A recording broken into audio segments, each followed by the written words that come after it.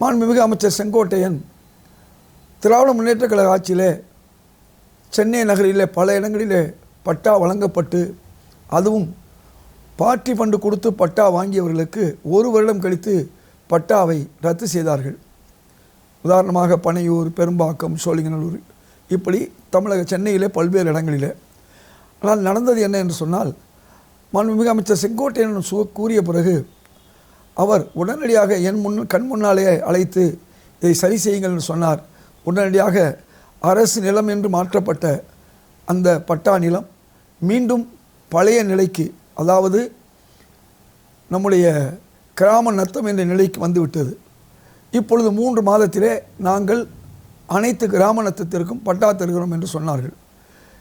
இது மிகப்பெரிய ஒரு மக்களுக்கு வித்தியாசமான ஒரு சூழலை ஏற்படுத்தியது. அதே போன்று ஆர்டிஓ அலுவலகத்திலே ஊழல் ஒழிப்பு செய்தார்கள். பல லட்சம் கைப்பற்றப்பட்டது. அதே போன்று நம்முடைய நிலப்பத்திர அலுவலகங்களிலே சென்றார்கள். அங்கே போய் பார்த்தால் அங்கும் ஊழல், பல லட்சம் ரூபாய் கைப்பற்றினார்கள். அங்கேயும் ஊழல் நின்றுவிட்டது.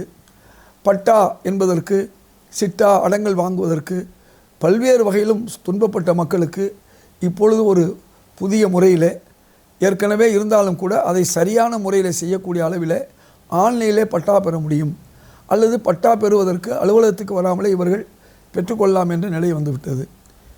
இந்த மாதம் 17ஆம் தேதியிலிருந்து பத்திரப்பதிவுக்குத்தான் தமிழகத்திலே பல லட்சம் ரூபாய்கள் வாங்கப்பட்டது. கோடிக்கணக்கில் அங்கே ஊழல் நடந்தது.